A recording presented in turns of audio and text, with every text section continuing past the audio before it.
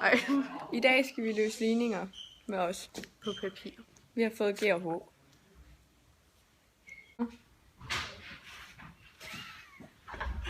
Ja, vi skal løse ligningen G i dag. Med mig.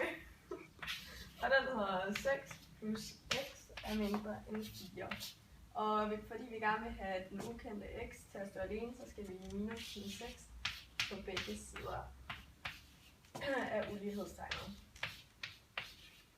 Så altså kommer x til at stå alene på venstre siden, og så kommer det til at have minus 2. Altså er x mindre end minus 2.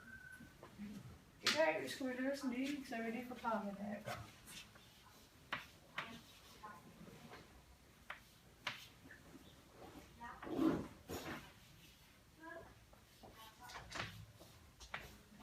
Fordi vi har en halv, så skal vi gange med 2. Og når vi ganger med 2, så på den ene side skal det også gøres på den anden side. Så vi siger en halv x gange 2 minus 5 er større end 7 gange 2. Og så vil vi lige reducere det. Så vi siger x minus 5 er større end 14.